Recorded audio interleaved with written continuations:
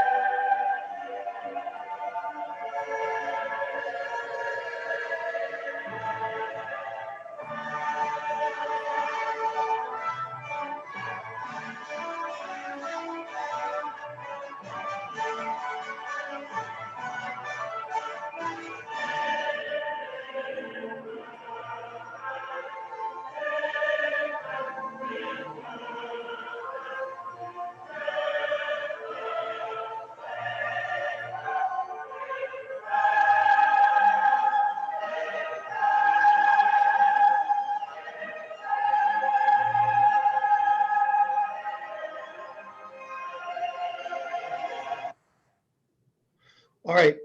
I understand that there was a little trouble with the sound quality. This has been posted on Facebook. It is a glorious 15 minutes of music to listen to. This is an And ongoing issue, folks, that Zoom is not yeah, a good platform to listen to music in, so that's what you hear. yes, It'll in be some great to reason, go to the YouTube. this recording was hard, but if there's a beautiful recording on YouTube and the one for playout we tried, it sounds better. So Okay, Ira, thank you. thank Fascinating. you, Ira. I never knew about Zemlinsky or heard this before. So Rabbi, what would you like? Thank you. So Where now? I'm pleased that we broke into the barrier into breakout groups, and we will refine that and continue using it in different ways through the future of the class and figure out what different ways to do it. But today we're going to look at Richard Levy's Psalm 13. And if you have in front of you also whatever book of Psalms you're using in addition to Levy, I don't have Levy here. So you'd like Levy up, Rabbi? Yes, please. You got it. And so here it is. And if you have whatever you use regularly, or if you have the Safaria printout next to you, that's always great to have, because I'll make some references to the things that Levy does in particular. So a reminder, Richard Levy is a contemporary rabbi. He's not an academic in the way that Robert Alter is. And I like for several reasons. His book has the Hebrew and the English together, which I love to be able to see. And he's really going for spiritual meaning, but he tries to stay very close to the architecture of a psalm. So in our study, I like to start with the Safaria that Harold presents, so that we start just trying to get the basic overview. And then Levy or Alter are the two who stay closest to the original architecture. And then the others that we have, Bernstein, Mitchell, Fisher, really go off into their own very meaningful interpretations. So that's why we're doing it this way. So you learn the more structured, and then as we go on to the less or more creative. So let's start. So Levy, a couple of things about Levy. As I said, he keeps to the structure, so you will see the line by line nature of his translations, interpretations. So there are 6 verses here, as there are in the 6 original. And he does consider, you'll notice, these are the questions that you're developing, I'm sure, I hope by now. You notice he has the superscription as part of the psalm. He translates it, he gives it line 1. We'll see, and I think we saw actually in the beautiful Brahms version yesterday, where the text was from the German Lutheran Bible, it didn't have the superscription. Many people ignore the superscription because they want to get to this content, and they don't see the superscription as part of the poem, as part of the psalm, but rather just a headline or a intro that's not necessary. But some people feel strongly. Now, the other big question is always, how is the word lamanatseach translated? And it says a lot about the translator. In this case, again, I think Safaria had leader. So leader doesn't tell us whether or not the translator is thinking of this as a musical leadership or not. It could be, but it's not making it precise. Clearly for Levy, he sees this as a musical, a conductor. And then I like the colon there, Mizmor LeDavid, a psalm of David. Not David's psalm, but a psalm of David. Okay, verse 2. Now, we'll notice also Levy in the Hebrew does Yud Yud for the Yud He Vav He, so he is not writing the full 4-letter name of God. And in the English, so that he doesn't try to translate, he just uses Adonai wherever God is referred. Everybody sees that? Yep. Is my sound okay? Everybody can hear me? I've heard Sarah Siegel ask, could you have the microphone a little closer? It doesn't sound as good as it did yesterday. Okay, you mean you want me to turn my gain up? Or just bring the mic. Oh, look at this. There we go. Okay, here's the microphone. WCBST. I know, this is like WNYC Inwood. Okay, how's that? Is that better? Much better for me.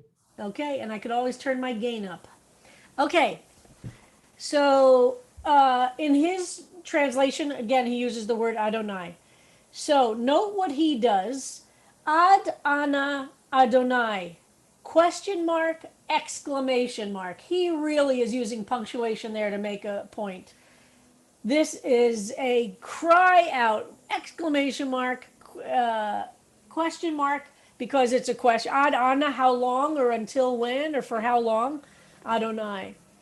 So he is actually putting a pausal form in there to emphasize the power of this phrase, Ad Anna Adonai. How long, Adonai? Next sentence, he separates out the phrase here. Tishkacheni netzach.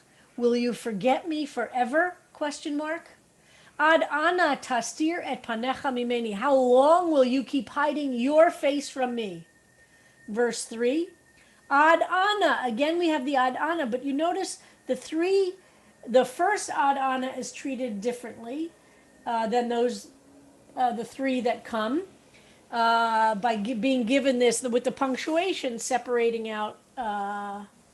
Harold, tell us, Harold. There is actually a question, punctuation mark that combines the question mark and exclamation point. It's called the interrobang. Oh my God, I have really learned another thing totally. Wow, that's amazing. So that's an interrobang? No, this isn't. He didn't use it. It's not used that often, but it has been designed, and some people are trying to introduce it. I'll find So more. how do you know that that's not what this is? You mean because it doesn't look that way? It's a combination. You keep going and I'll find a Okay, little more wow. about it. All right, well, it has a power to it, right? To have a question mark, exclamation mark. He is making a lot of power with that. And then 4, habita. And notice now what he's doing with his punctuation here. I think that's an M dash. Am I correct, Ira? Yeah. Yes. That's an M yes, dash. that's an M dash. Look down. Respond to me, comma, Adonai. My God, exclamation mark. Splash light in my eyes, M dash, lest I sleep with death. 5. Lest my enemies say I have overpowered this one, lest my oppressors rejoice when I stumble. Now, the other big question we'll see over and over again. Can we go down to 6, Harold? So I don't see verse 6. Okay. Many of you pointed out the disjunction or the strangeness of verse 6 relative to the rest of the psalm. And it's always interesting for this psalm to see how verse 6 is handled. I don't see verse 6. Do you have it? We don't see it. Hold on, let me pull it up again. It's hard with the Levy. Yeah, sorry Okay, about that. let me see what I can get you here. Is that better? Can you see it now? Yep, there it is. Okay. So remember we talked about the vav in the beginning of va'ani has a powerful disjunctive strength to it because it's the beginning of a verse. It doesn't mean end at all. It means somehow but or rather. And he indicates it as for me. And I want to read his comment in his commentary about this, which I think responds a bit to some of his response to some of your questions yesterday. Let me just read 6 out loud.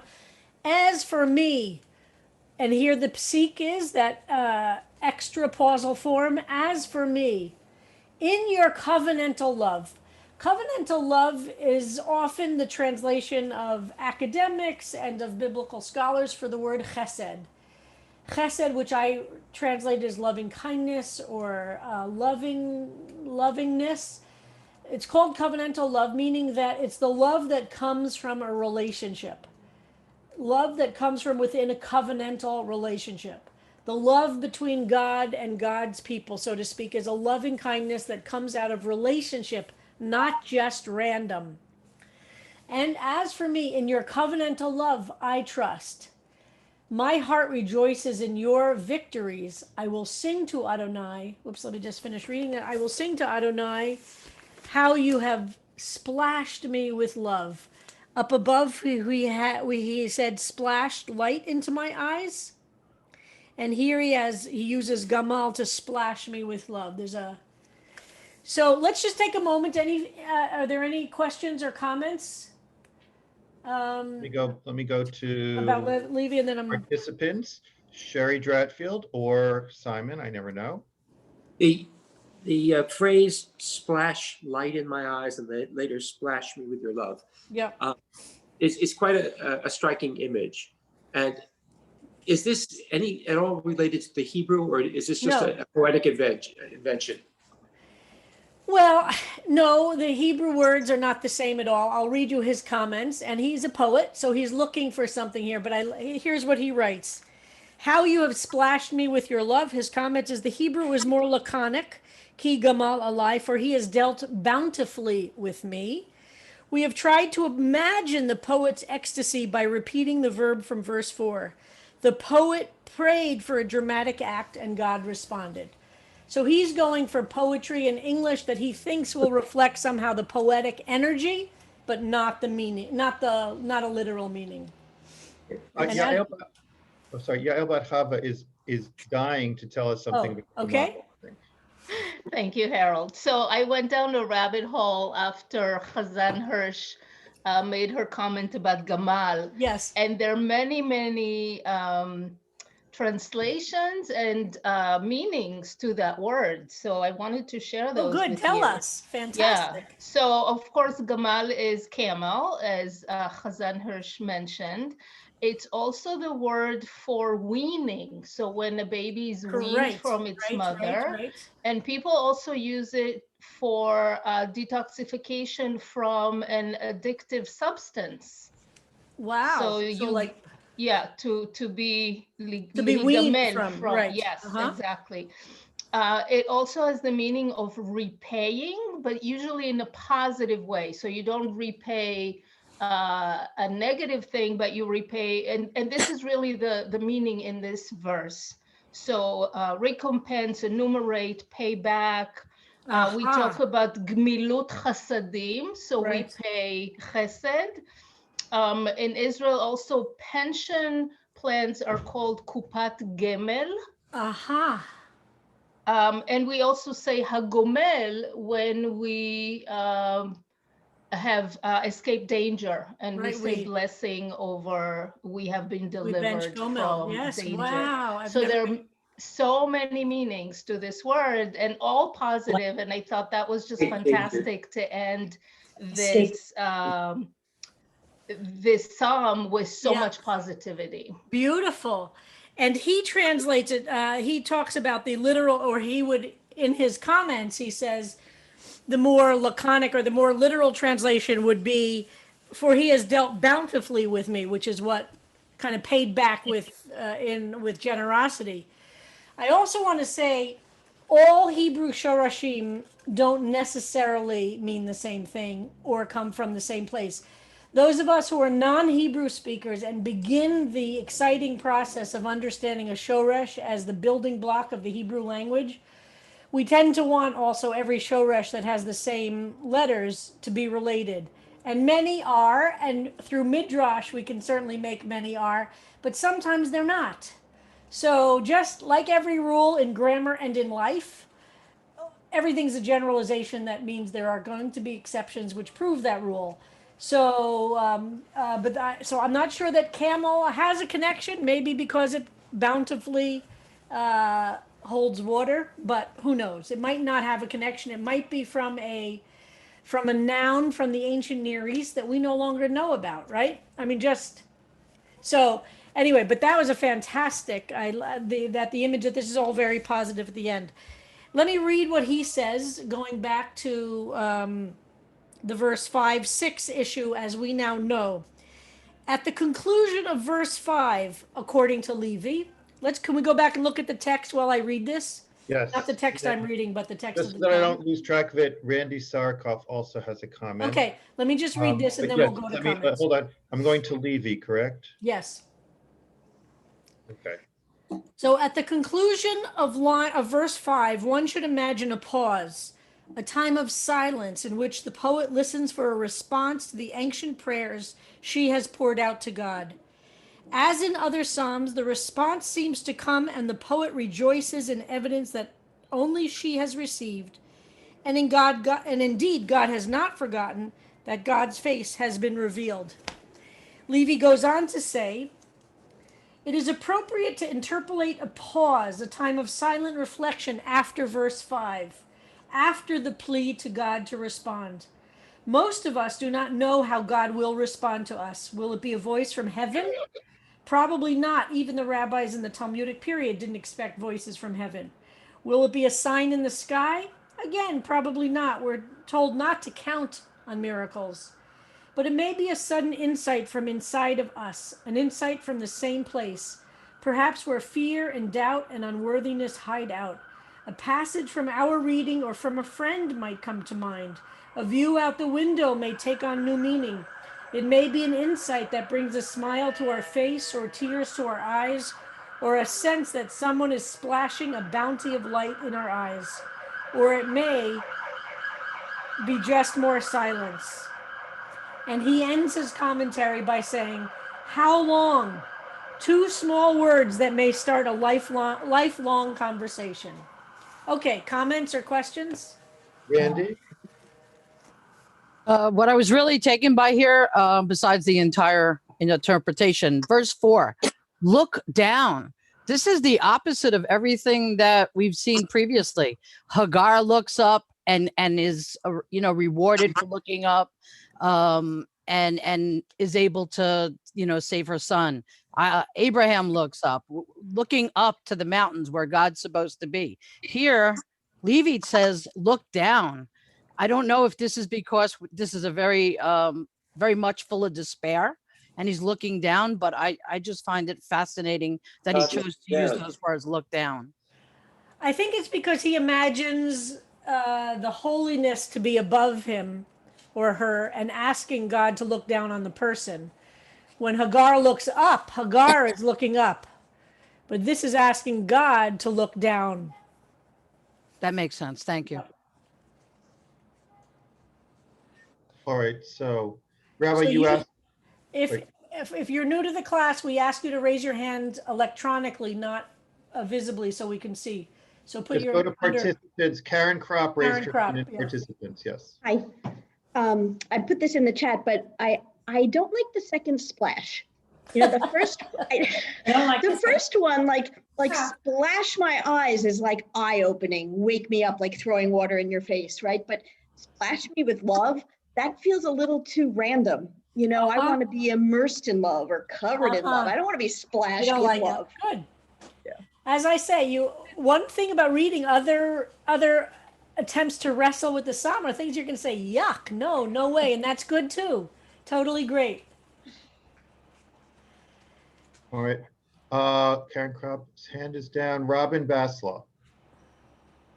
Oh, I'm definitely struck in this one as well as with the music that Ira played for us, the heaviness in the first part of it and how much it weighs down and how much, at least I experienced being bogged down in that hamster wheel of like how long. Yep. And then how it becomes lighter, both in the verse and in the music and the beauty of that's that. beautiful. Beautiful, Robin. Thank you. Let me see. Jack Neiman. Yeah, no, I don't know how to raise my hand. But... Okay, what you do is you go to participants on the bottom of your screen, and then on the bottom of you'll see a little box on the right, and on the bottom it says raise hand, and if you click that, you get a little blue hand that shoots up on your picture. Got it. Looks like Lisa Brown has a little blue hand on her picture. Just a tiny bit. Just that we sing the song Ki Hine Kachomer, and it's got that same verb in it, Labrit Habet. So it's God's choice as to what God is going to look at. Look at this, don't look at that. Beautiful. Thanks, Lisa. Thanks for making that connection. Lori Krotman. When I read this, and you mentioned this also, I went back and looked at Psalm 6 because it struck me the same power. And they used the word, I'm reading my Hebrew right, ad matai, for how long. And I just wondered, what's the difference? How many different ways can you say how long? Well, these two ways are very common throughout the Psalms and throughout the Bible. Ad matai literally probably means something more like until when, but it's an idiom. And Ad Ana is until, as Yael said, Ana has An has a little bit of a distance feel to it, like to what distance will you go? For how long in distance? So I'm not sure, you both used a lot. Oh, yes, Yael wants to respond. Yes, Yael knows more about this. So Yael, would you respond? Oh, just that, as you said, the word Anna has the sense of place and not a sense of time. And so my interpretation of this was that it's kind of a multi-dimensional until when, how far, it's just a deeper sense of despair. Yeah. But we did come across Admatai, I think, in Psalm 6. And we'll see both of these in other Psalms as well. But these two Psalms, Psalm 6 and Psalm 13, or was it Psalm 8? No, are both used a lot for moments of great despair. And they're great Psalms to pull out when you feel bad about the world. Because let me tell you, as all people responded to, it's in Psalm 6. We have Ata Adonai Ad Matai. And you, Adonai, how long? Like, where are you? Show up. We all know what that feels like. So these are good Psalms to have in your pocket for those times. All right, we're going to take two more comments, and then we're going to look at another. Yes, Sherry, and then Jack, and then we're moving on. Sherry Gillis. You need to You have to unmute. unmute yourself. Now you hear me? Yes. Okay. When I read this, and it's all in the present tense, and I wondered, verse 6 to me, I think for me, this was a person who was still suffering from all of this. And somebody, perhaps you, Rabbi, said, this is how good you are to me. For me, this was like to make it nice. Please do this for me. And then, I know you can, not that it has been resolved. Do you know what I mean? Yep. It's complicated to say the present tense issue. It's in what we call, it's not really in present tense, it's in what we call imperfect, meaning I know. Biblical grammar is perfect and imperfect. Perfect Yes. meaning the action has been completed, and we sometimes call that past tense, but that's not totally completely correct. But in a simple way, I'll say perfect tense means the action has been completed. Imperfect means it has not been completed, and that usually means some degree of present and future tense in the simplest way. And I know if there are any linguists here, you'll be able to understand it's much more complicated than that. This psalm has, I'm not sure there's anything here that is in what we would call the perfect tense. It's mostly in, oh no, there is a perfect tense verb here. But there's a lot in this imperfect or not yet done or, yeah. But thank you. We'll keep exploring this. And again, there is not one right way to understand this psalm. And what it means to you is what it means. Okay? Just because somebody else has a different connection to it doesn't change. And that's why I keep saying, if you don't know how to respond to a psalm, sit down and try and say, verse by verse, what does this line mean to me? And then that matters. And that's what it means. All right, one more comment, then we're going to try. Jack Neiman. Yeah. Okay, so the first 5 is, for me, was, it's all despair and all the horrible things going on in the world. But then, we can't expect some, whatever concept of God, we have to come in and swoop in and make everything, fix everything. That's never going to happen, whether you have an addiction or whether you have troubles or whatever is going on. So in the 5, to me, it was like a realization of the self saying, I better get to work and myself to bring me out of this depression with whatever examples we have from Hashem. Beautiful.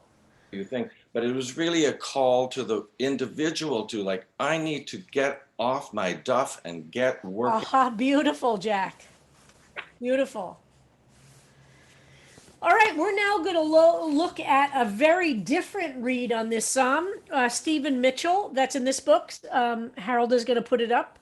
Stephen Mitchell is a poet, and he's done some poetic translations of other biblical texts, like he has a magnificent book of Job, which is really fantastic.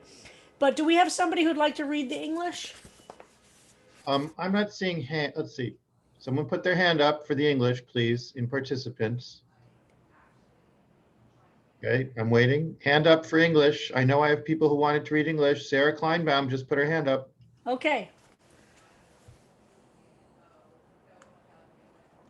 Sarah, unmute yourself. I just did it. How long will this pain go on, Lord? This grief I can hardly bear. How long will anguish grip me and agony wring my mind? Light up my eyes with your presence. Let me feel your love in my bones.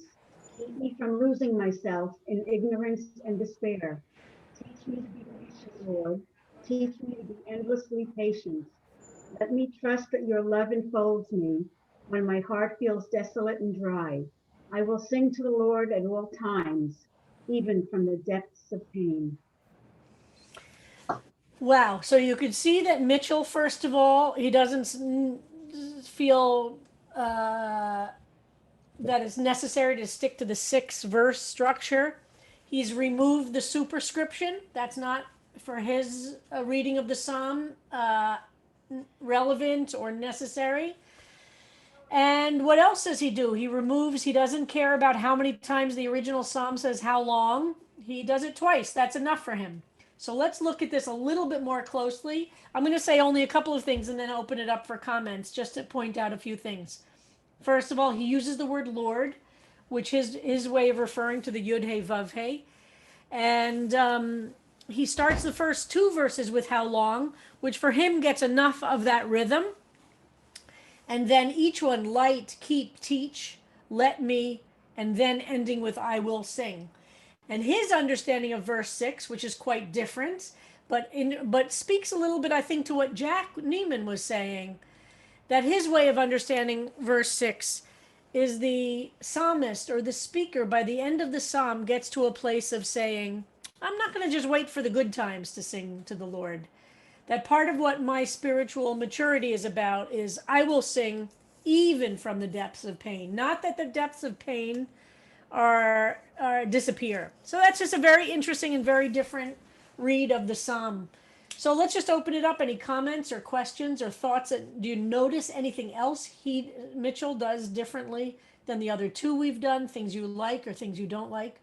All right, I'm going to keep Mitchell up for now and wait for some hands in participants. Yeah, keep Mitchell up so that. Okay, Randy Axelrod. I didn't like the word splash either. Back in Levy. Yeah. So what do you think of Mitchell? Well, it's so powerful because, to feel your love in my bones. I mean, that's really, really powerful. And saying that your love enfolds me. I just think this is a much more visceral and powerful. Great. Wonderful. Can you imagine saying this in a moment of pain and despair? Does it feel like this would be a psalm that would speak to you? Absolutely. Absolutely. Aura. Yeah, this feels to me much more like it's a different kind of relationship with God. It's much closer. It's much more comfortable for me. I mean, it feels like it's like he trusts that God understands, and he's thankful, and it's not quite the same kind of fetching as the original, which always makes me crazy. But it is, there's a little bit of complaining, but then it moves immediately to the relationship. Yeah, and I think these 2 lines are a pretty powerful expression, right? How long will this pain go on, Lord? This grief I can hardly bear. How long will anguish grip me and agony wring my mind? Those are very powerful phrases, I think. Thank you. I see a hand up, either Sally or Lynn. It's Lynn. For me, the reconciliation between verse 5 and verse 6 in the Psalms we've already read takes place here in teach me to be patient, Lord, teach me to be endlessly patient. Yep, beautiful. Thank you so much, Lynn, for asking that question. Yeah, We really beautiful. And appreciate I it. think, yep, that's beautiful. And also, that's a way of thinking about, is there a particular line ever in the original or in one of these grapplings with the original that speak to you personally? Ben? I like this translation a lot. It's very emotionally very gripping and very immediate. And architecturally, I think it made it more coherent by no reference to verse 5. Now, that is so interesting. So, what is he leaving out in this psalm, Ben? The propaganda. The what? The propaganda. The references, you mean the stuff about enemies? Yeah. He just makes it about himself and very Right. emotionally immediate. So this is very interesting, right? So one of the things that he removes from the psalm is references to the enemies. Remember, line 5 was, and in line 3 it says, "How long will my enemies rise up over me? And lest my enemies say, I have overpowered this one, lest my oppressors rejoice when I stumble." He removes that entirely, and part of the power of doing this is that it really looks at those, I believe, as seeing more internal than external enemies. But you're right. So he keeps the word Lord in. You'll see some of our translations get rid of God. He keeps Lord, gets rid of the superscription, and eliminates references to enemies. Fascinating. Ira? Yeah, there are a number of things that really struck me, and I really like this translation a lot. First of all, there's not so much of a sense in this that God, that the writer feels abandoned by God, that God did this to me. Uh-huh. Very good. Yep. More like, this is my grief, the agony wringing my mind. This is what I'm doing to myself, and how long will this go on? It's a very different framing of sort of the anguish and the misery. The other thing that really stuck out for me is, we were talking about how in the other translations, the verse 6 felt somehow out of whack with the rest of the psalm, like God abandoned me, all this is happening, but I'm happy with God. Here, this I will sing to the Lord at all times, even from the depths of my pain. It's like, I still feel pain, but I will sing to the Lord. It's not like there's just something much more subtle about that for me. Uh-huh. And it makes much more, it kind of ties the two parts of the psalm that we were having trouble reconciling. It does that really. Uh-huh. Beautiful. I would say, and I see a lot of people want to speak. So the one thing I would say is just that for the psalmist, and this is part of what's hard for us as modern people to leap over this chasm of time and language. For the psalmist, using language of the absence of God is exactly what you're describing, Ira. It's just not meaningful to us as modern people. That feels too much like it's putting it on God. But when the psalmist talks about the absence of God, they're talking about that feeling. When they're talking about the presence of God, they're talking about a sense of being strengthened, which is really, really different than the way we approach the world. But I think this psalm helps us get at that original meaning by changing some of those words, which become obstacles for us to get to it.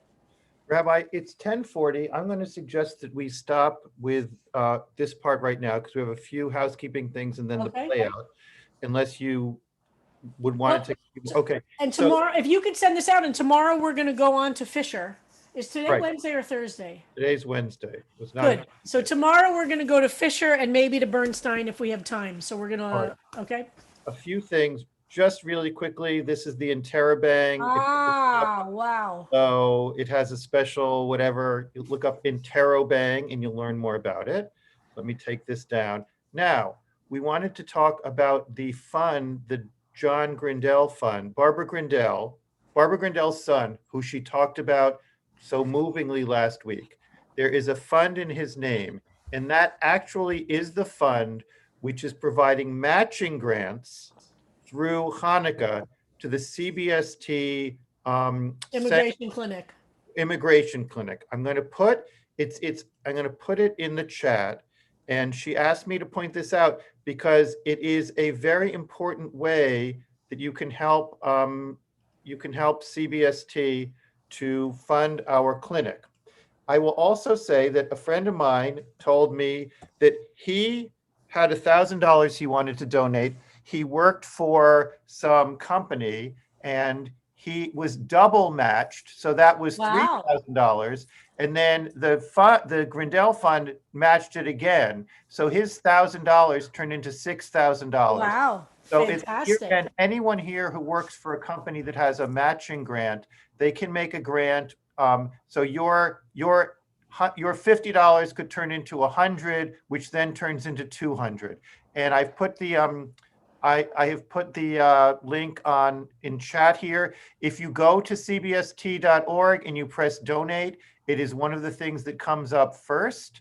And I will put it in Facebook. So I know that we're all looking at our own end of the year donations because of COVID. The restrictions on charitable donations have been changed. So this is a very good year to give charitable donations. If you feel you can always call the office and speak to someone there in development about your donations. So really, we thank Barbara very, very much for her generosity here. And we're grateful. Barbara had some surgery yesterday because Yes. we all remember. And Barbara, are you here with us now? I am here. I was here from the beginning. Yeah. Yeah. So how you feeling? Well, recuperating. Yeah. Giant cast on the leg, but hopefully by next week it'll become a boot, but it'll still be a cast, boot cast. Yeah. But the boot cast comes off to shower. That is a giant thing. Yeah. Your priorities totally change when you've had surgery, as of course you know. We all know. I just wanted to say quickly that I was so moved by Harold's. He wrote a beautiful email to me that just changed my whole perspective. And what could be more meaningful than for someone to write a private personal psalm to my son on what would have been his 40th birthday and have so many people affected by it, that it brought positiveness to so many people. And my intention was just to write it and see where it goes. But of course, it was also to help CBST by making the fund in his name. Right. I need his name to continue the work that he couldn't do, that he would have done had he been healthy. That's what CBST is continuing.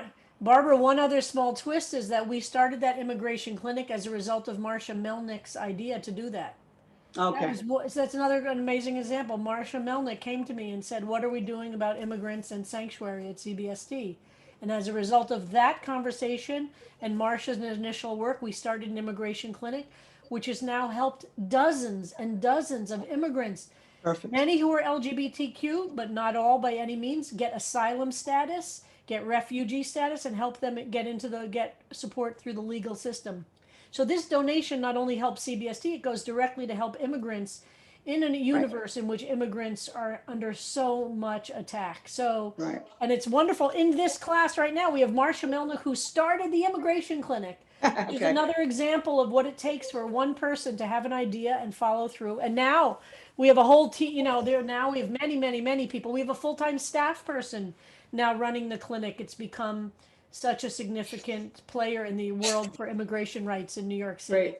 So anything that you give, and Barbara, I'm so grateful you're doing this in memory of your son. Mm-hmm. And listen, as I said, most of my gifts this year I'm making as donations in honor of people, because who needs another tchotchke in your house, right? So I'm doing a lot of, and by the way, yesterday, very moving, we had our staff party at CBST, and we usually have a secret fairy where everybody gives little gifts to each other, we did a secret fairy donation, and everybody was given a name of a staff person and then had to come up with a donation that they thought would be meaningful for that staff person. And I'm going to tell you something, I've never heard, and we went around in a circle and each person said why they gave to the place they gave in honor to the person they gave it. So giving money in honor and memory of somebody is such a powerful thing to do. Good, as Barbara said, good comes from something rather than only bad things. So thank you, Barbara. Thank you, Marcia. Thank you, Harold. Thank you all who make a donation, no matter what the size. It doesn't have to be $1,000 to matter. So Irving Cooperberg would say, the size of the gift doesn't matter. It should be a meaningful gift for you. That's the definition of what you should do for tzedakah. Thank you. So a few things. Ira worked hard, and we have a beautiful play out that we'll do. I know it's past time. If you have to leave, you have to leave. And then anyone who has questions about the logistics of the texts and the books and the play-ins and the things, stay afterwards. I'm going to stay for a few minutes to answer the questions that I've been getting from newcomers and old comers about the logistics of the class. So I'm going to share the computer sound and this beautiful Anglican version. Ira, want to give us a quick explanation of what we're going to be hearing? 2 seconds. This is chant, Anglican chant, going back probably to the 1600s, and I will talk more about chant in the future. There is a line at the end of this that you'll hear that is not part of the original psalm, which is about the Father, the Son, and the Holy Ghost, as Harold referred to it as their chatima. I think this is added to a lot of the chants from the church. This is Psalm 13.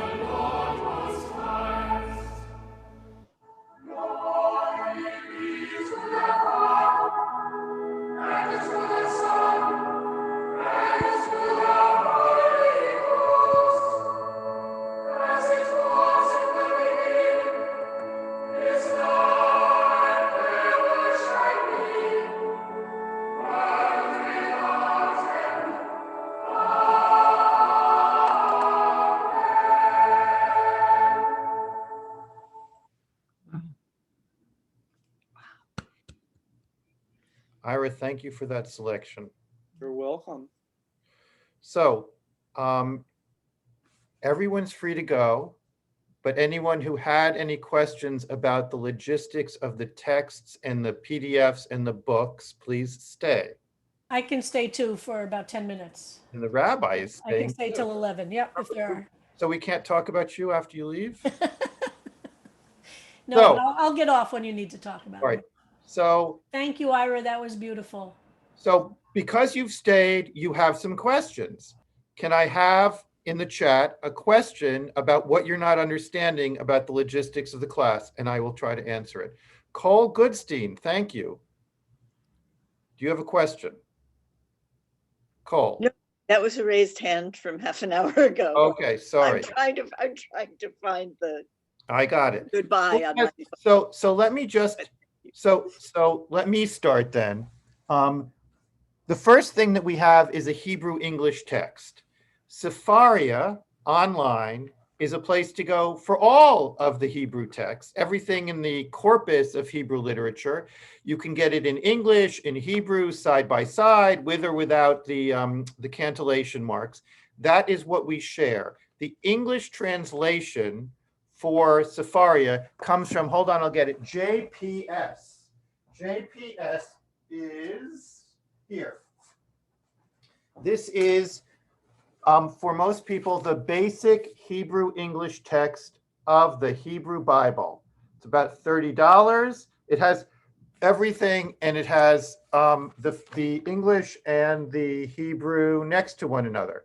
So it has Psalms, it has the Torah, it has everything we've mentioned. This is a great basic. This is a great basic for your Jewish text library.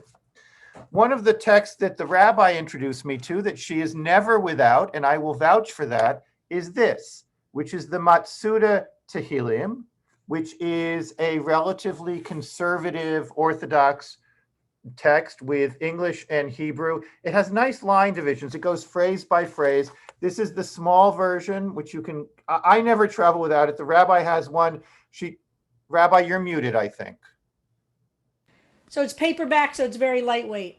Paperback, lightweight. It's very nicely done and durable. There's also a larger print version of this. All of these things are, and the rabbi has it, also available. Because guess what? This is too small to read when I'm trying to teach. The letters are very small, but this is lovely, and it has, but it's, this I only got for this class, and I don't carry it around. It just sits on my shelf. So after that comes this, which is Robert Alter's Book of Psalms. He did Psalms, David, he did the Torah, and now there's an entire multi-volume set of Alter's translation of the entire Bible. This, I believe, has the best scholarly notes in front. It's like a whole essay on translating Psalms. And when we use it, you'll see that it has beautiful notes. It does not have facing Hebrew, but I would say that this is the next most important thing. When we refer to the altar, this is the altar. And then we have the Levi is this magnificent 2-volume set. This is the translation by Rabbi Richard Levy. Now there was I'll get back to the question of what should you get if you can only get a few things. This is Stephen Mitchell, when we say the Mitchell. This is Norman Fisher, when we say the Fisher. And this is Gaia Bernstein, when we say the Bernstein. What I do before we hit a psalm is I will scan and make PDFs of the appropriate pages from Alter, Mitchell, Fisher, Bernstein, and Levy. Although some of them, Fisher and Mitchell, do not cover all of the psalms. Right. I do a PDF and I send it out on email before we're going to be studying it to everybody. Now, who here prints those out? I'm really curious. Who prints them out? Okay. Is there anyone who does not have a printer who is unable to use those PDFs? Okay. What I'm going to do from now on is, because I'm such a nice guy, your Hanukkah present is going to be, you have my email address. If you would like me to send you printouts of the PDFs for Psalms 14 through 20, which we will be studying over the next couple of months, send me your address and I will mail you those PDFs so you will have them. I will also say that these books are reasonably priced. And if you don't have a printer and you're going to be in the class, you should at least have, Rabbi, what would you say is the #1 book for everybody to have?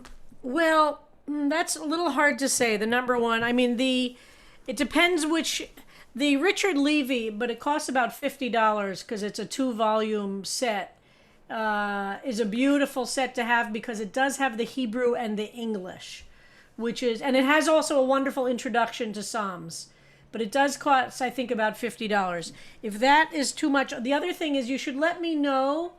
We do have a book fund now at CBST for those who can't afford to buy books on their own, especially for the Sidurim. But if we could certainly help with that. The Mitsuda makes it possible to have a basic Hebrew English line by line. If you're not reading, so that's a very basic one. If you're inclined to want a book that's going to be less about study and more about what you can say that's going to have meaning, the problem with these two books, the Fisher, which is the Zen-based translations, and the Mitchell, which is what we studied today, and we're going to look at Fisher tomorrow, neither of them are the complete book of Psalms. That's why Mitchell we only do periodically, because he only has look how big the book is. He doesn't do that many of the Psalms.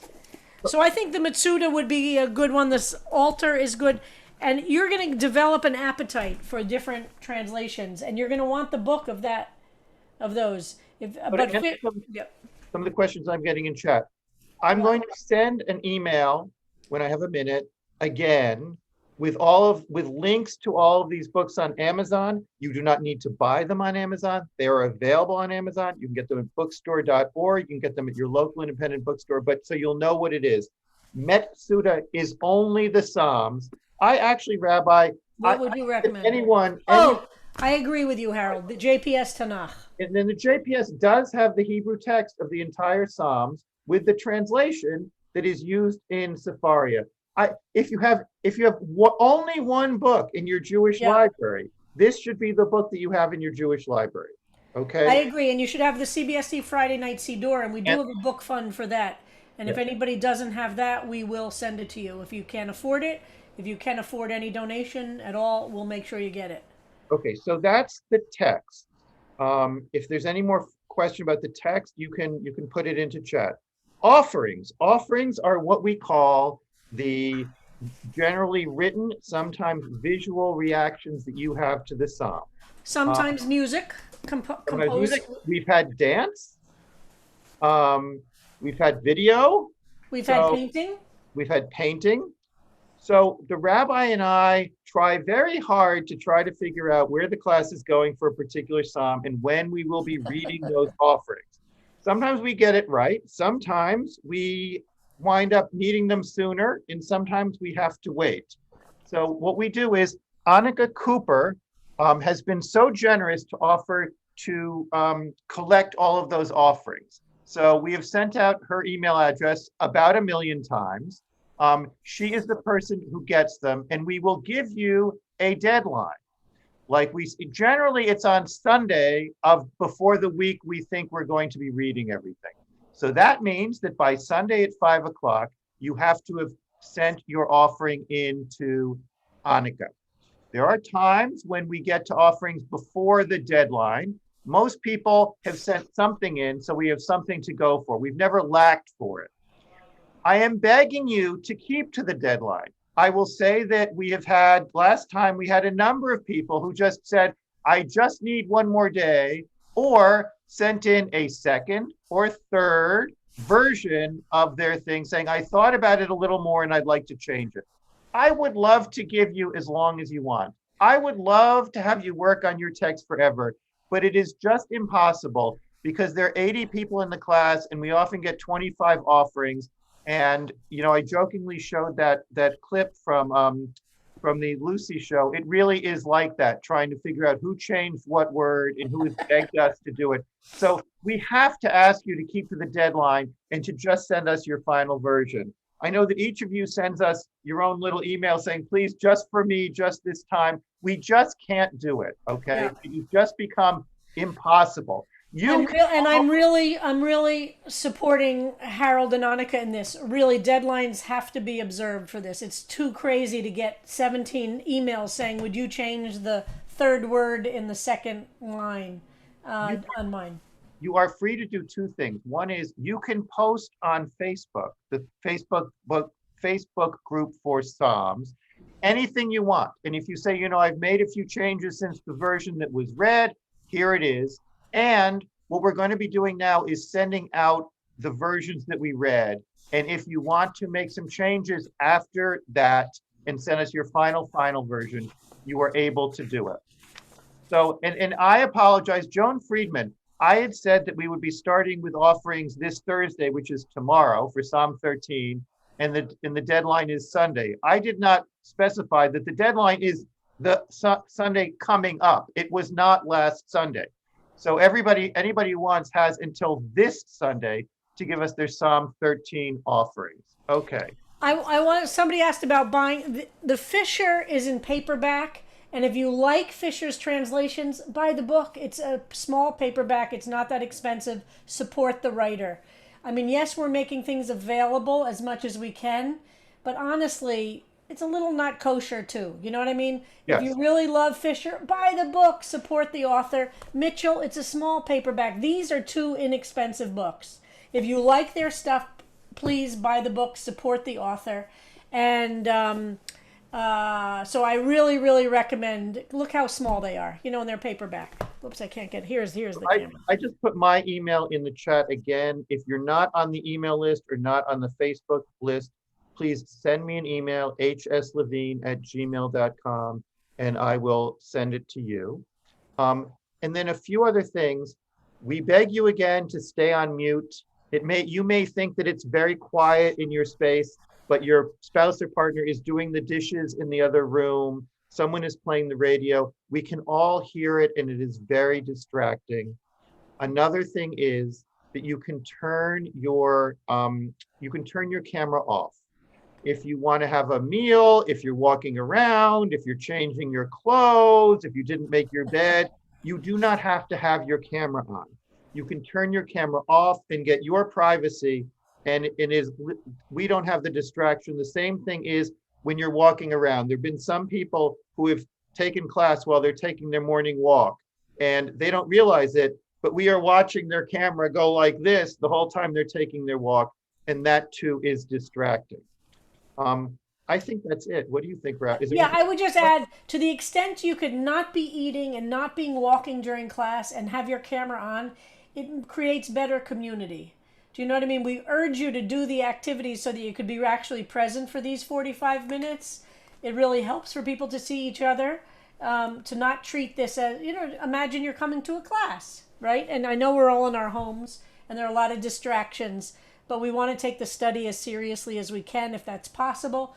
But I agree with Harold. If you are walking or if you are doing other things, then it's okay to turn the camera off. But we really would prefer it that we could see each other. What helps makes us feel connected to another human being. And when I'm teaching, I like to be able to see people, you know, and not just be speaking to a camera and a microphone. So we have to balance all of these things out. And we're as Harold said, we're in week 35. I have done different introductory talks over the time. I'm not sure if we should try and find where those videos exist or whether I should just keep doing them every so often so that people, and Harold, maybe we'll organize that, another introductory. Yes, I think that another one would be great. I will say I've received a few emails. You can have a cup of coffee. You can have a cup of tea. Yes. You can have a little finger biscuit. It's just, we don't need to see someone eating their entire breakfast. Yeah.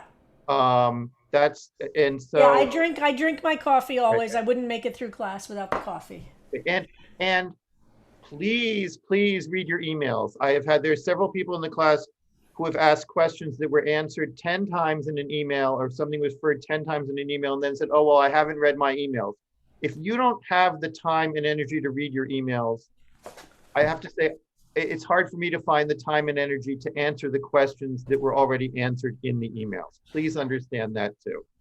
So yes, Gaia Bernstein is Psalm Songs. Again, I'm going to be sending out an email again with all of the book listings and all of the titles and links to Amazon so you can find them. The other thing is this, say something else about the Facebook group, because that's another there is source. a Facebook group.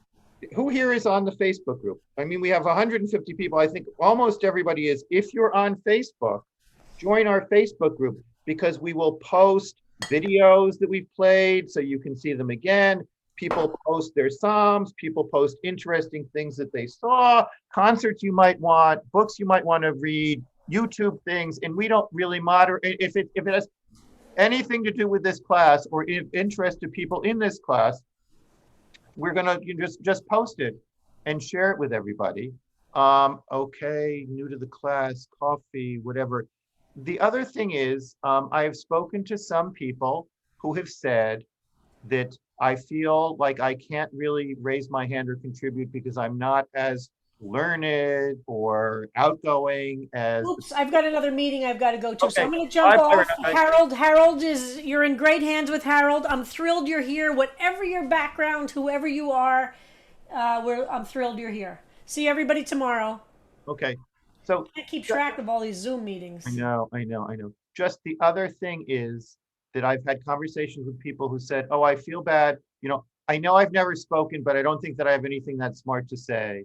Or, it seemed to be the same 12 people who were always recognized. I recognize people as their hands go up. If you haven't participated before and I see you raising your hand, I will jump ahead in the line to give some priority to people who haven't been participating. So I do another program called Scriptural Reasoning where we talk about listening more loudly. So if you feel that, hey, I may have been taking up a little bit more of the space and air in the class, try to sit out of class and not raise a hand or say something, and leave the time for someone. And if you haven't yet asked a question, sometimes the simplest questions are the most revealing and let us understand something that we're really missing. I guarantee that there's no one here who can ask a question that one of the other 80 people does not have. So I am now here to listen to any questions. You can all unmute yourselves. Feel free. Does anyone have a question? Linda Solomon, you've had your hand up for a while. Yes, Harold. First of all, I want to say how kind and patient you are with all of us, and we thank you for that. Will you be including the Fisher and the Mitchell as part of the library in the email? Yes. Okay, good. Thank you. And the one other thing I wanted to say is not only are our questions very similar, so are our responses. And sometimes our responses are the same as somebody that has already said something, and we don't have to repeat it. Say, oh, that's what I was going to say. Thank you, Linda. It's true. Thank you. Great. You can take your hand down. Right. If your hand was up to say something that someone just said, you can take your hand down. Who else? I don't see any other hands here. Is there anyone else who has a question that I didn't answer? Yes, Joan. Unmute yourself, Joan. Recently, maybe it was yesterday, there was something about putting together Chavruta. Yes, okay. Let me explain that. There are two things. One is yesterday, as many of you noticed, we pushed the wrong button. We meant to take 60 people and put them by threes into 20 rooms. Instead, we put 20 people into each of 3 rooms. The thought was that we would give you a chance to study in Chavruta, which is the Jewish concept of studying with a partner and asking and answering questions with one another. The rabbi's idea was that when we start a new psalm, that we would spend 20 or 25 minutes in groups of 3 so that you could ask some questions, so that you develop some thirst for the psalm, so that when we get to the explanation, we may be asking questions that you've already developed rather than just pouring it out on you. It did not work correctly yesterday. We had a nice save. We had people introduce themselves. I know we had an interesting group, but the concept was that when we get to a new psalm, we will spend a little bit of time in 2s or 3s, just reading it to one another or talking about it. There's a second Chavruta concept, which is separate from the first one, which, hold on just one second. Hold on just one second.